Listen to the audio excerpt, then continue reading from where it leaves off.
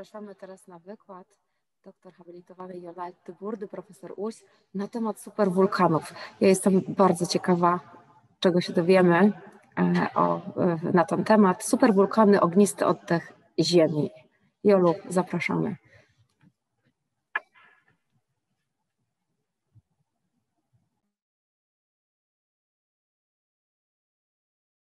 Erupcje wulkaniczne należą do najpoważniejszych w skutkach i równocześnie najbardziej fascynujących zagrożeń naturalnych.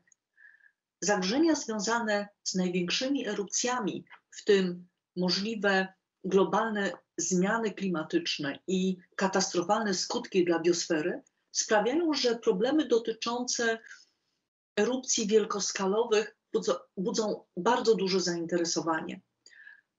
W temacie dzisiejszego wykładu pojawiło się słowo superwulkan. Spróbujmy zatem znaleźć odpowiedź na pytanie, co czyni wulkan super. Gdy pytam studentów o przykłady erupcji wulkanicznych, najczęściej odpowiedzi słyszę Wezuwiusz. Doskonale wiemy, że erupcja Wezuwiusza w 1979 roku spowodowała śmierć tysięcy mieszkańców Pompejów, Herkulanum i Stabie, pokrywając te miasta ponad 6-metrową warstwą popiołów wulkanicznych. Drugi, najczęściej wymieniany, to wulkan Krakatał, którego wybuch w 1883 roku słychać było z odległości ponad 3000 kilometrów.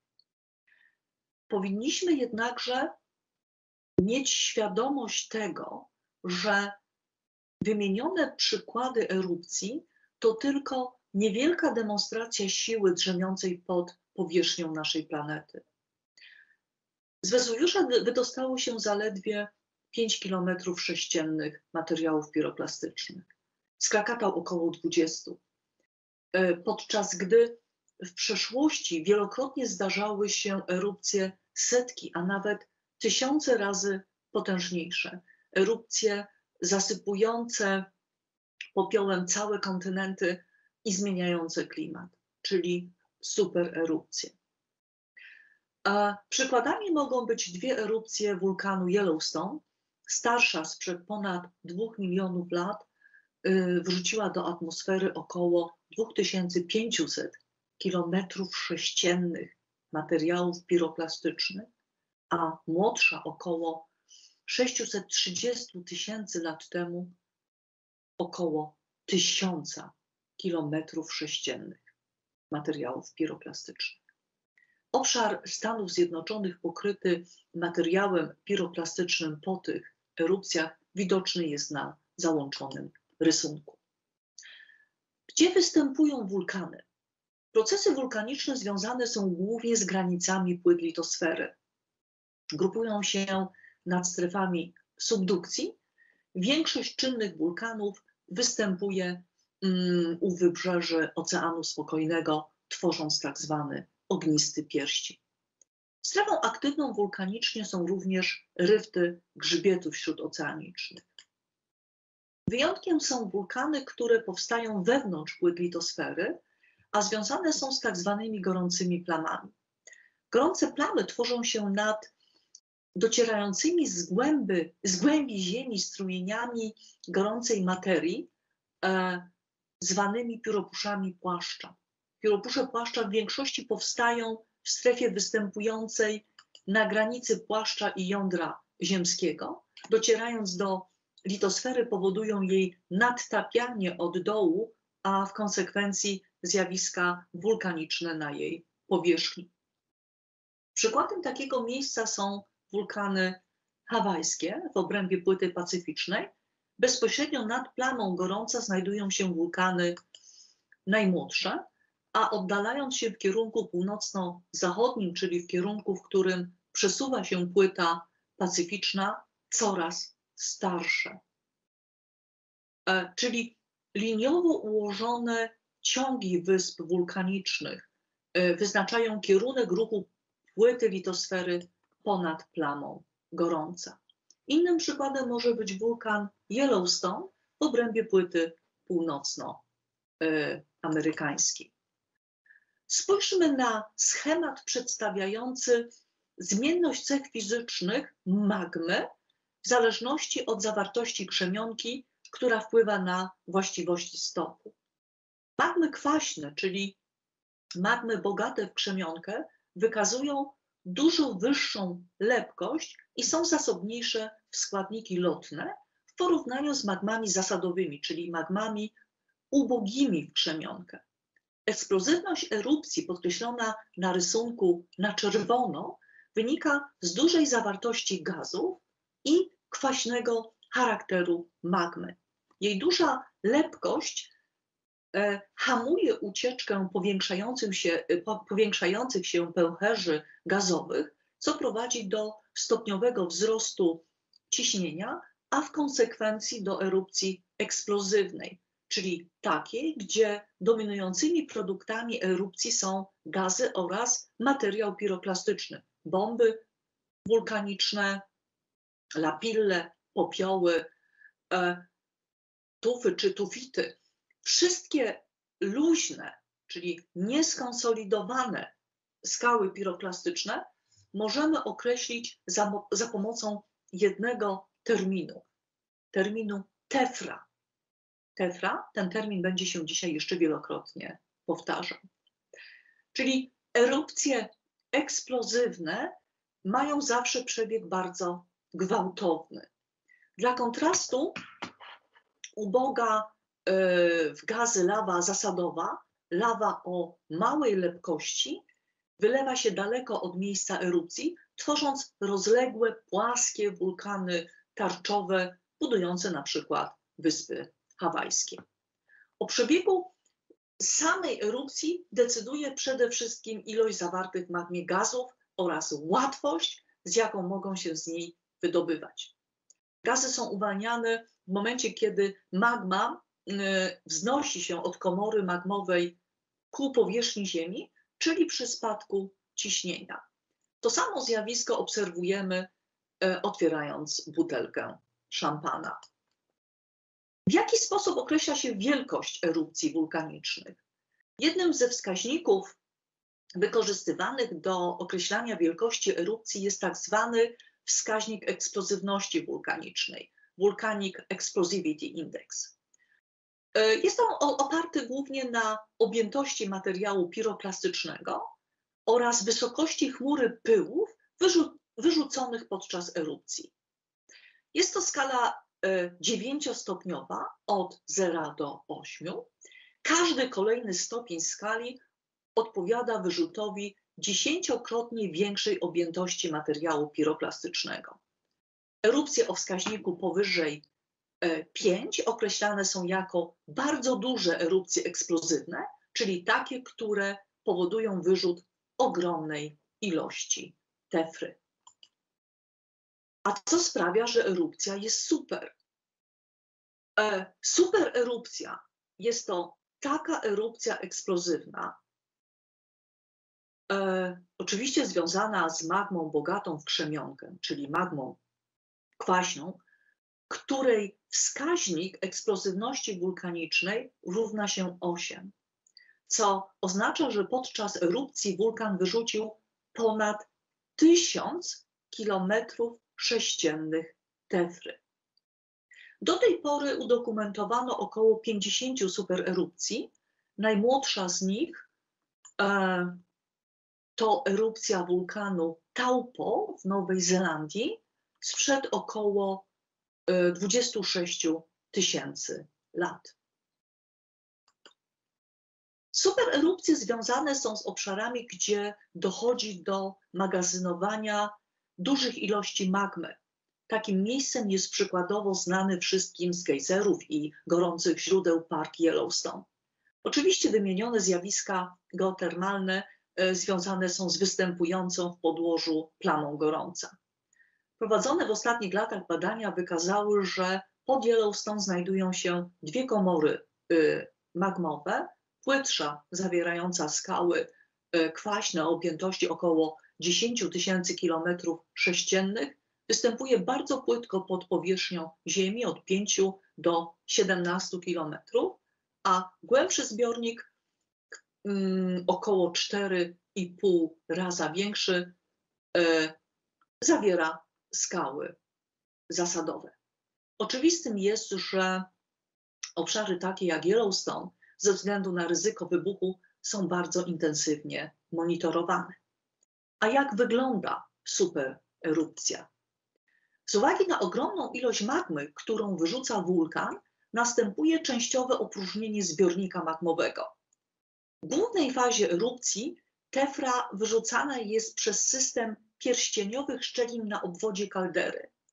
Następnie strop komory magmowej ulega zapadnięciu, a na powierzchni tworzy się gigantyczne zapadlisko wulkaniczne, czyli kaldera. Rozmiary największych kalder sięgają nawet 100 kilometrów. Na zdjęciu widzimy przykład jeziora kalderowego, jest to jezioro Toba na Sumatrze. Wyrzucane w czasie supererupcji wielkie ilości tefry tworzą tak zwane spływy piroklastyczne. Wyglądają one jak lawiny gorącej mieszaniny gwałtownie wyzwolonych z magmy gazów i materiałów piroklastycznych o temperaturze dochodzącej nawet do 900 stopni Celsjusza. Rozprzestrzeniają się one z prędkością dochodzącą do 40 metrów na sekundę. Tracąc energię i stopniowo wyhamowując, materiał piroklastyczny osadza się na powierzchni Ziemi, tworząc pokłady silnie porowatych, kwaśnych skał zwanych ignimbrytami.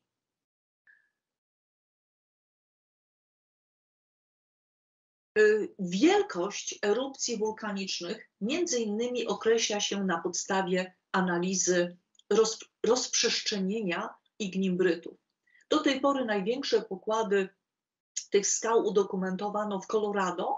W wyniku supererupcji sprzed 28 milionów lat do atmosfery wyrzucone zostało 5000 kilometrów sześciennych tefry.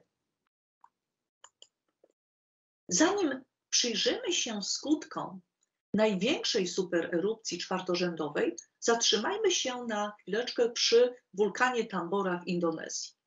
Erupcja wulkanu Tambora w 1815 roku była jedną z najsilniejszych erupcji w okresie ostatnich kilku tysięcy lat o wskaźniku eksplozywności wulkanicznej 7.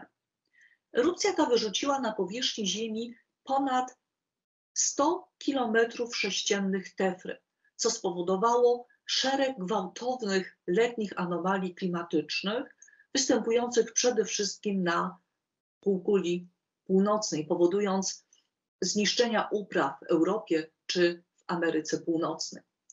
Erupcja pochłonęła ponad 200 000 ofiar śmiertelnych.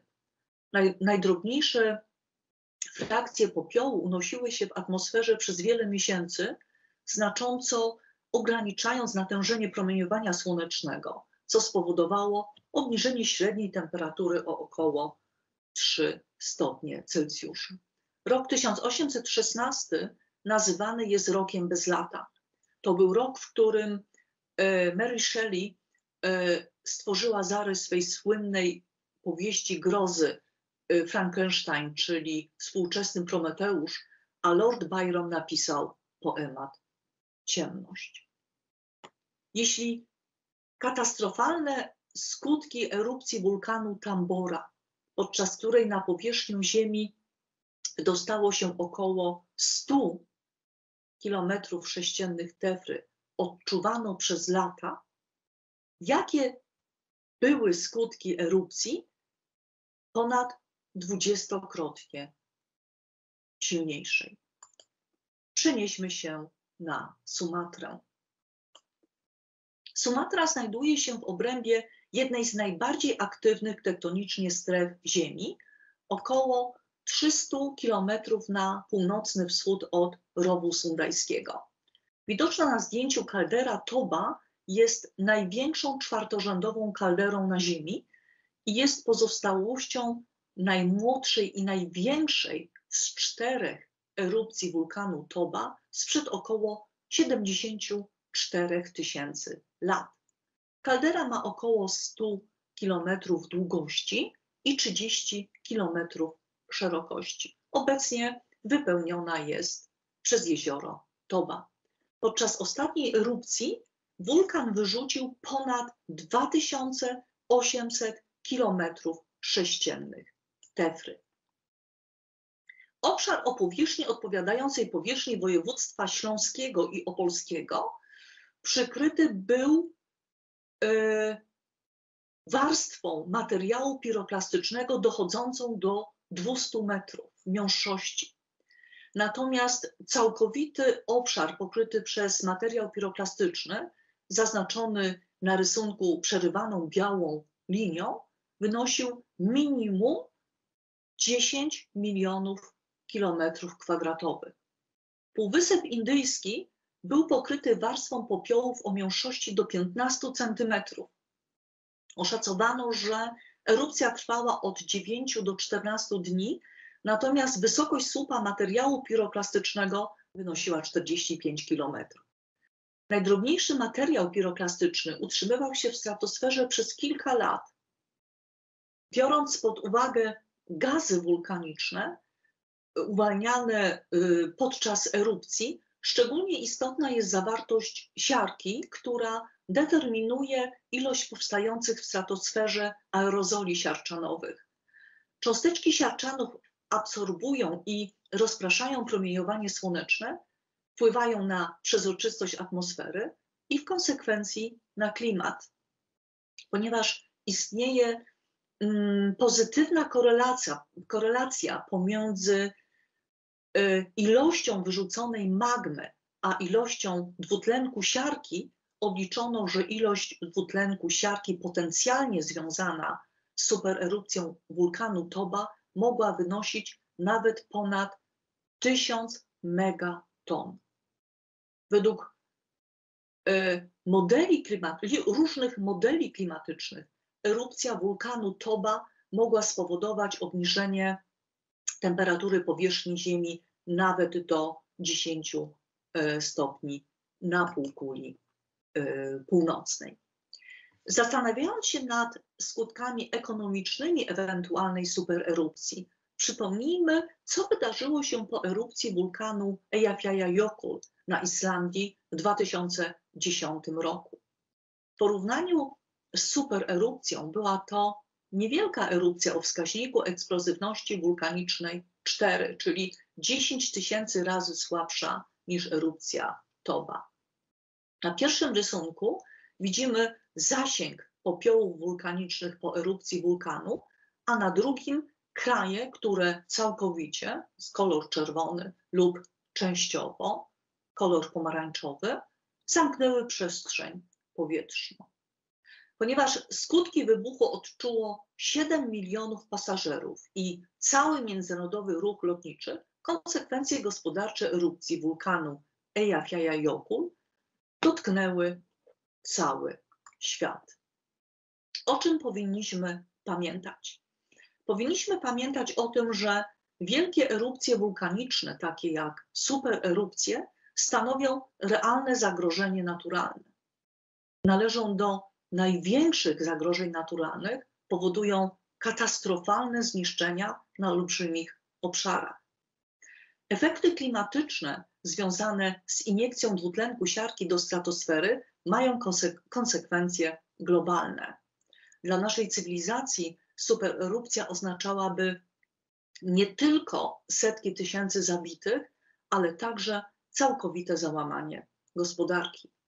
Niezwykle istotne są badania prowadzące do wyjaśnienia mechanizmów wyzwalających tak duże erupcje eksplozywne oraz ocena potencjalnych miejsc i czasu erupcji. Biorąc pod uwagę, że supererupcje występują średnio co 100 000 lat, możemy czuć się raczej komfortowo, ale pamiętajmy o tym, że prawdopodobieństwo wystąpienia takiej katastrofy podczas naszego życia nie jest równe zeru. Dziękuję za uwagę. Dziękujemy, Jolu. Jolu, jesteś z nami? Jest i Jola. Witamy Cię, Jolu. Państwa bardzo zachęcamy do dyskusji. Zapraszamy do zadawania pytań. Okay. Jolu, ja mam pierwsze pytanie, które chciałabym Ci zadać. Odnosząc się do naszego obszaru, bo mówiłaś dużo o świecie, natomiast czy w przeszłości na obszarze Polski występowały czynne wulkany i czy mogą się jeszcze w Polsce pojawić wulkany w najbliższej przyszłości na przykład, albo w ogóle w dalszej przyszłości? No jak doskonale wiemy, w tej chwili nie ma w Polsce czynnych wulkanów, ale w perspektywie najbliższych milionów lat, kto wie, być może się pojawią na obszarze Polski, na pewno takie prawdopodobieństwo istnieje. Natomiast jeśli chodzi o przeszłość, oczywiście w wielu miejscach w Polsce obserwujemy ślady dawnej aktywności wulkanicznej. No myślę, że takim fantastycznym miejscem, żeby jak najwięcej skał wulkanicznych zobaczyć na powierzchni Ziemi, jednak są Sudety, a zwłaszcza miejsce, gdzie wyjeżdżamy co roku ze studentami geografii, studentami inżynierii zagrożeń środowiskowych. To są Góry Kaczawskie i Pogórze Kaczawskie, czyli miejsce, gdzie stworzono kilka lat temu geopark Kraina Wygasłych Wulkanów. Także wszystkich miłośników wulkanów, procesów wulkanicznych, którzy poruszają się tylko w ramach Polski, zachęcam do właśnie wyjazdu w Góry Kaczawskie i na Pogórze Kaczawskie, gdzie w zasadzie możemy powiedzieć, można oglądać przejawy wulkanizmu od początku ery paleozoicznej. Czyli sięgamy ponad 500 milionów lat wstecz, oglądamy skały, które powstały w strefie ryftu podmorskiego, czyli szereg tak zwanych law poduszkowych. To są takie bardzo charakterystyczne formy występujące w skałach zasadowych w kształcie takich wielkich bochenków, które są typowe właśnie dla wulkanizmu podmorskiego.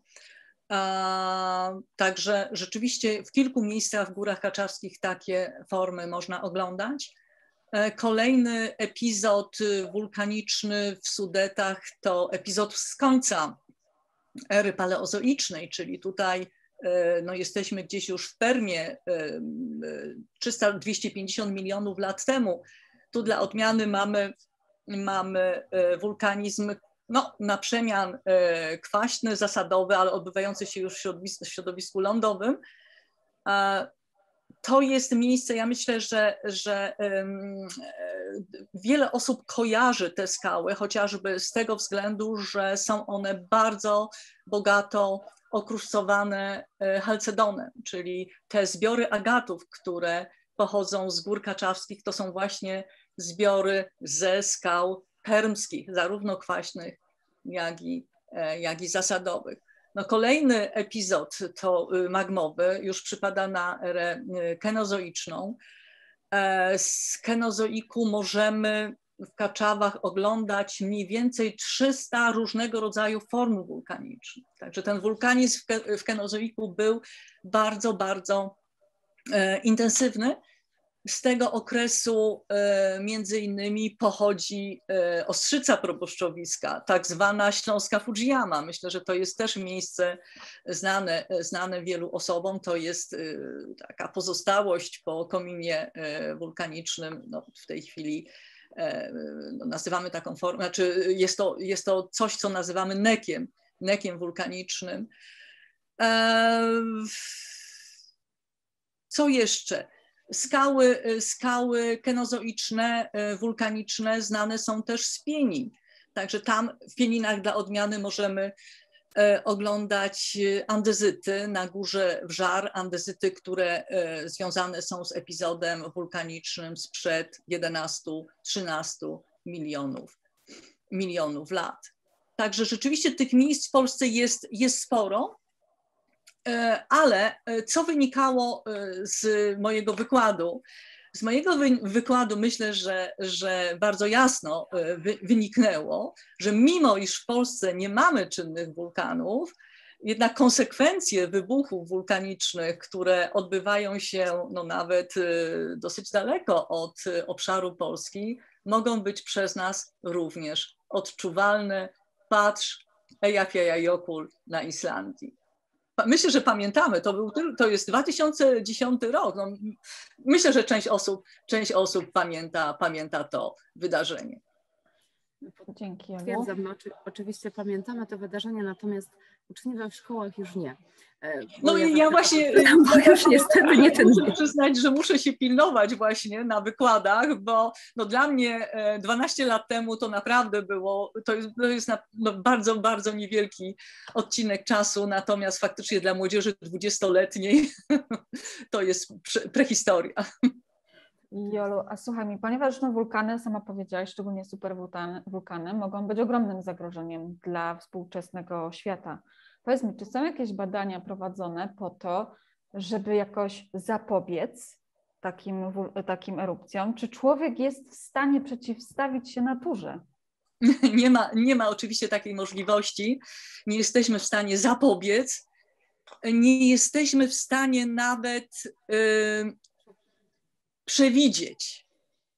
Powiem tak, że my jesteśmy w stanie prognozować, tak jak prognozujemy prognozę pogody, tak? Czyli ewentualnie ustalić prawdopodobieństwo wybuchu wulkanu, ale absolutnie stwierdzenie, że na pewno ze 100% pewnością na pewno taka erupcja będzie, jest absolutnie niemożliwe.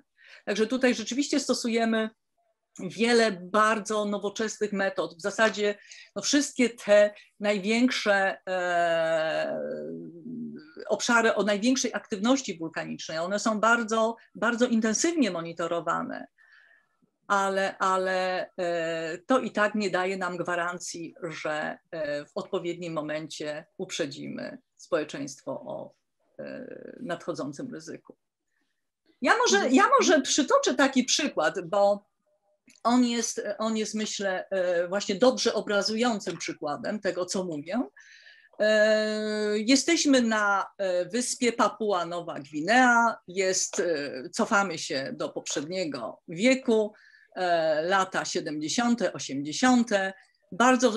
Obserwuje się bardzo wzmożoną aktywność sejsmiczną w pobliżu wulkanu. Teraz nie powiem jego nazwy, to jest nazwa bardzo trudna.